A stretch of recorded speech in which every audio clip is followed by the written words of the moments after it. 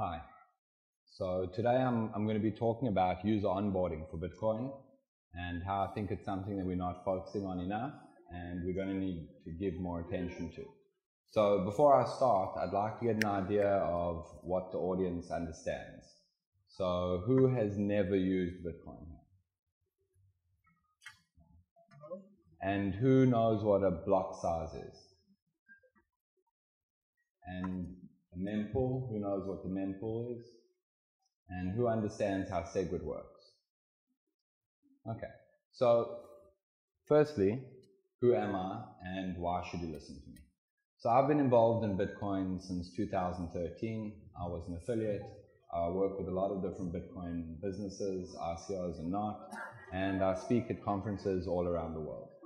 Now, before I talk about the actual issue, I'm going to do a 2-minute shameless plug of my new project, and then we'll get into it. So I've started a project last year called CoinJanitor, and the idea is that we're going to try and clean up cryptocurrency.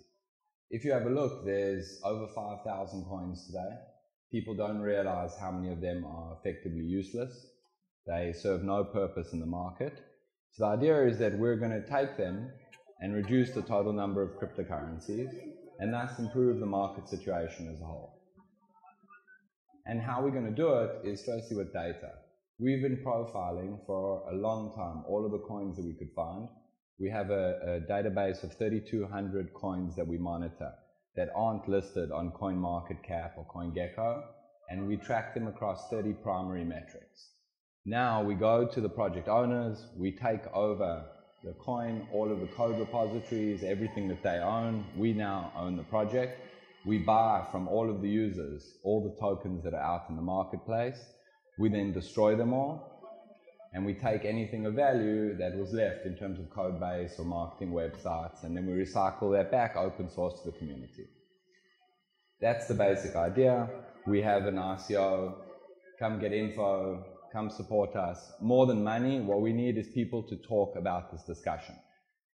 We need people to be talking about how we clean up the mess that we made.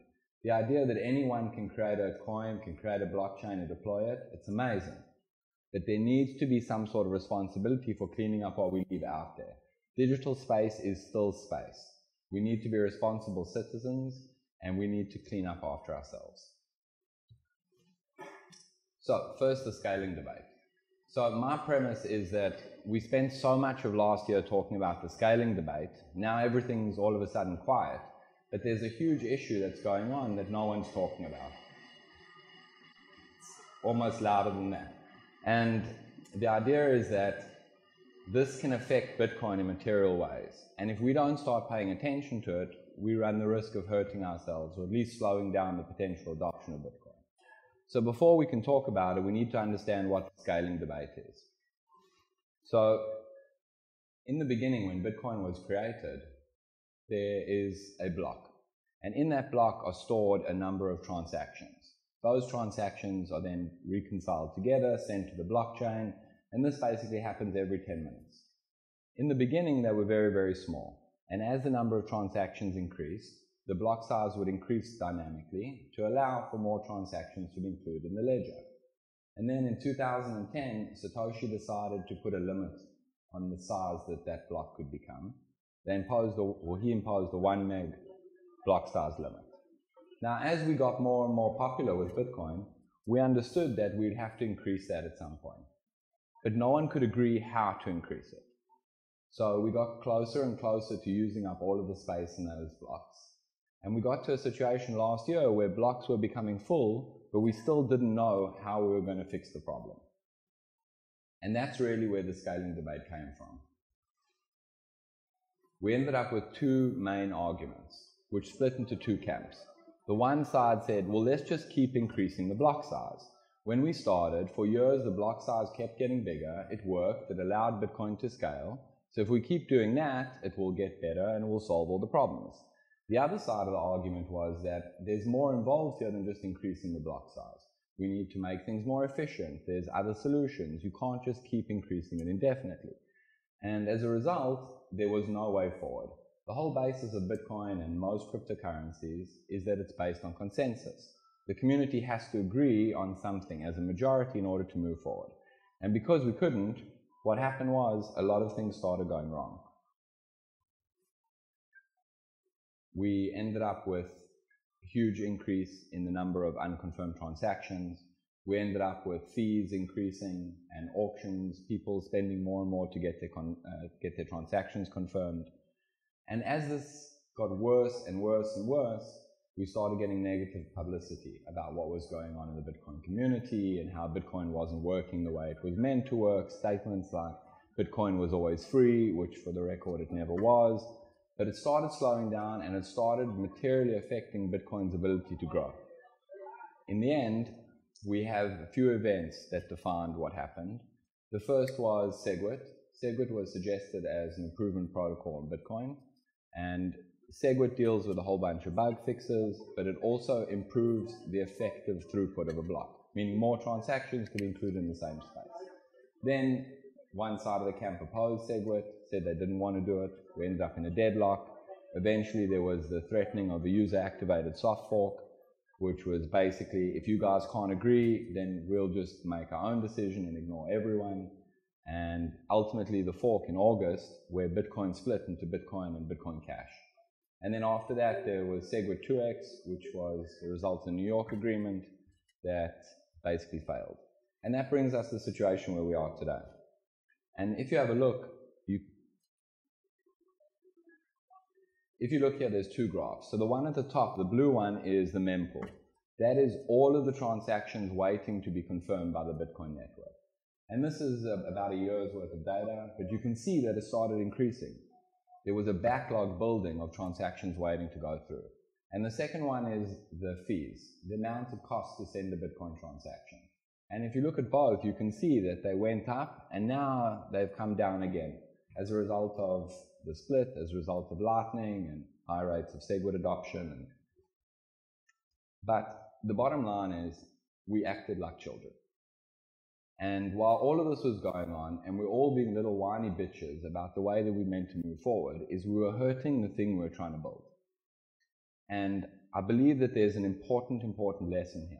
And that's that consensus is a great mechanism, but it should never get to a stage where it becomes personal attacks. The level of attacks we saw against people, the vitriol on Twitter, people were getting death threats, swatted at their house. This is not the way that we're going to build a system that's meant to replace what we have. And we look like idiots to the outside world. There are enough challenges to Bitcoin, there are enough challenges to adoption that we don't need to make the problem worse by acting like idiots. So that is basically my take on the scaling debate. For the most part now it's over, but I think there's another issue that people aren't speaking about, which is user onboarding. So I guess firstly, who knows what user onboarding is? So according to definition, user onboarding is the process of improving a person's experience with a product or service, right? The idea is getting customers. How do we get customers to use our software? How do we get them to enjoy it, to use it more, and to get value out of whatever it is we're selling? So Bitcoin, like anything else, is a software, it's a product, it's a service. In order for people to use it, they have to understand how to use it. And when they use it, they have to have a good experience from it. And this is exceptionally important for anything, the same like Bitcoin, because how well people interact with the product or how much value they experience when using it directly relates to how big that product will get. The reason why Bitcoin did so well in the beginning is because it gave to a lot of early adopters something they'd never had before. We have been arguing, we are fighting about technical things, and we seem to forget a lot of the time that the majority of the world still doesn't know how to use Bitcoin. So it's great that we're sitting in forums and subreddits arguing amongst technical people, but at the end of the day, the way that we're going to get this to work is by making it easier for everyone else to use it as well. As I see it today, there are 3 short-term challenges to user adoption. Customer experience. The second is basic misconceptions that people still don't understand. And the third is the brand war. So user experience. So we've come a long way since Bitcoin QT. And for anyone here who spent years using the core wallet, you'll appreciate how much better things have gotten. I remember opening command line editors when stuff went wrong to try to figure out where the Bitcoin went. But for most people, this is still a very foreign experience. They don't understand how a Bitcoin wallet works. You have an address to send to someone. It's a string of letters and numbers. You can't just send it to a person. There are a lot of things that need to happen from a UX and a UI perspective before Bitcoin becomes something people are comfortable with using. And security. OPSEC is something we hear more about. If you lose your password, you lose your Bitcoins. Do I keep it on a hardware wallet, on a paper wallet, on a brain wallet? My friend, exchange, I don't know what to do. We need to make it easier for people to understand how to use Bitcoin. The second issue is common misconceptions. Now, there are a lot of misconceptions about Bitcoin. Some are funnier than others, but I think the most important ones affecting people using Bitcoin is firstly the idea that when I want to sell my Bitcoin, I'm not going to be able to. Like, I hear this a lot. Compared to major currency pairs like the dollar or the pound, yes, Bitcoin is not as liquid, but if you want to buy it, you can. If you want to sell it, you can. The next issue is the legal issue. Bitcoin is legal in most places, and there is a regulatory framework to allow you to sell it, to allow you to buy it. And no, it's not used mostly for drugs and murder and assassins. You know what currency is used the most in the world for illegal activity? It's the US dollar. And the last one, which I think is probably our biggest challenge in the short term, is explaining to people that you can buy less than one Bitcoin. Most people don't understand how Bitcoin divides into smaller parts. They look at a price, they see $8,000, $7,000, $15,000, and they think of it the way they think of a dollar or a shekel in their pocket. Well, if one coin costs $8,000, this isn't something that I can afford. This is not a game I can be part of.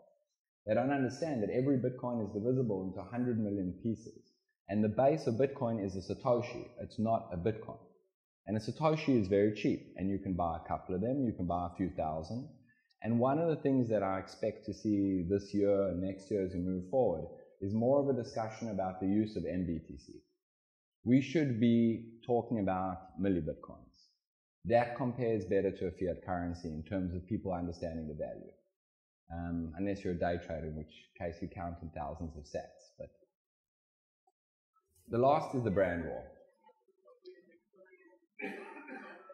One of the results of the scaling debate is that you have two competing cryptocurrencies that basically have the same name.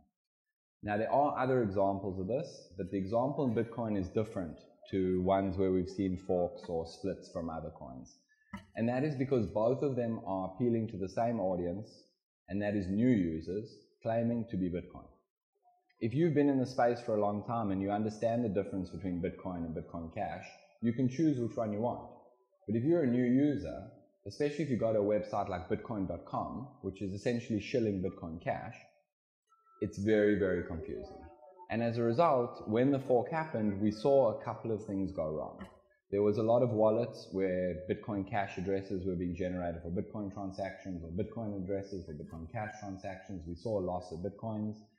And a lot of people who are not part of the cryptocurrency world, they see these arguments happening or debates by people or, these kind of high moral, high ground speeches on CNBC.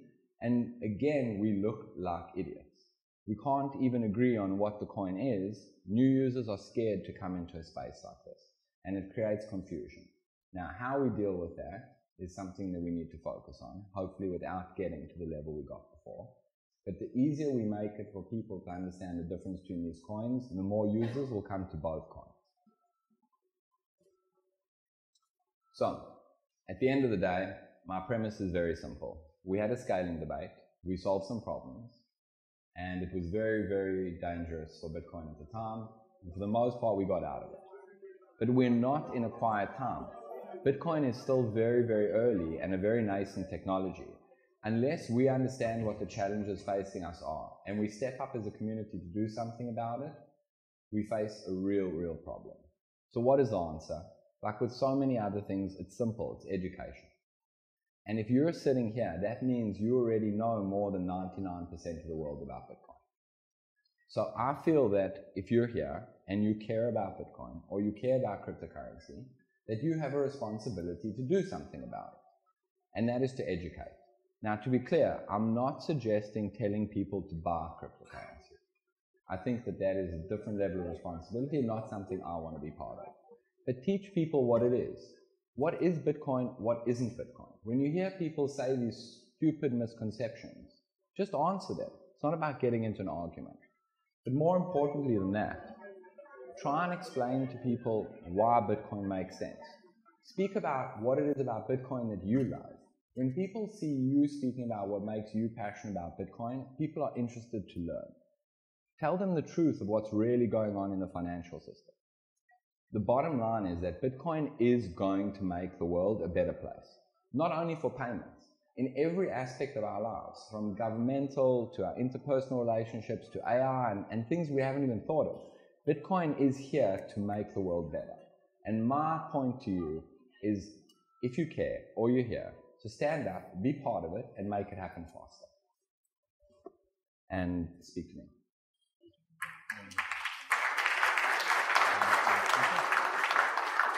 So I try to go through quite quickly. I think I'm good for time, yes. The point being for questions. So anyone have any questions?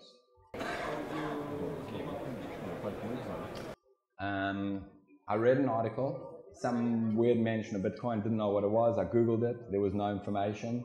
That was kind of the rabbit hole, and I came out of it a few weeks later with a blog and kind of never looked back, you know? Sure, come past. Otherwise, you don't want to challenge me on the brand war. Yeah, Joe. What are you seeing moving forward in terms of all these different blockchains, all these different cryptos? How will Bitcoin survive in this system? Great question. So I think we have a few stages to go through first. I think we haven't seen the peak of what's coming, right? I think we're going to see a lot more ICOs. I think the fork phenomenon is going to increase, the advent of side chains, and then the idea that enterprise should each own its own blockchain.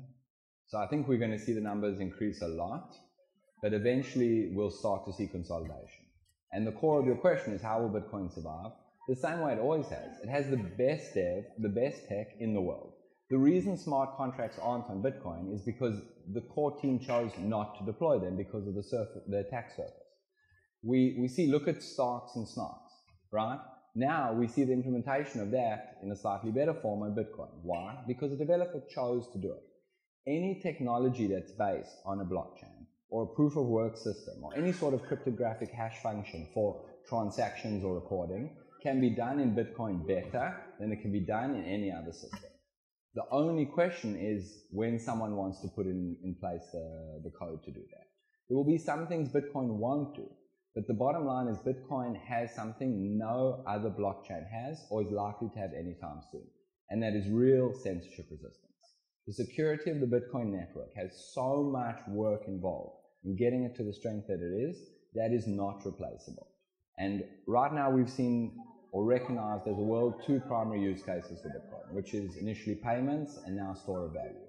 My argument is that by the end of this year, early next year, we'll understand that security is actually the third. Once we understand that, we can move on to blockchain reconciliation, sidechain integration, interoperability between chains, and then we start to see cool things like AI deployment and IoT, like base layers and stuff like that. Yeah. You talked before about education, about why people are against it, is not friendly with Bitcoin. Sure. And I know that one of the reasons that people say that they don't want to use the Bitcoin for payment because of the fluctuation. What is the solution, or what do you think can be done to answer to this people? So it's actually a very, very complicated question. I'll address three parts of it quickly, and we can speak more. The first is that there is volatility. It's not as much as it was in some cases, but it's still volatile. So we have to recognize that. As the market grows and more people use it, it will get less volatile. But the second and third parts are depending if you're a user or you're a merchant. If you're a merchant, you want to accept Bitcoin, there's a lot of ways to deal with it. There's services that will peg the rate for you. You quote a price in dollars, you get it. And if you're a user, then it depends if you're using Bitcoin as a payment method or you're using it as a cryptocurrency first. If you're just transferring at the time of purchase, who really cares? If you started from Bitcoin and you're spending, who really cares? I bought a PlayStation with Bitcoin. You know, that a year ago. That PlayStation cost me a lot of money in today's terms. But who cares? If you're not going to use it, it's going to die. You want to hold Bitcoin, that's great. But at the end of the day, it needs to be used. Cool. We're done. Thank you.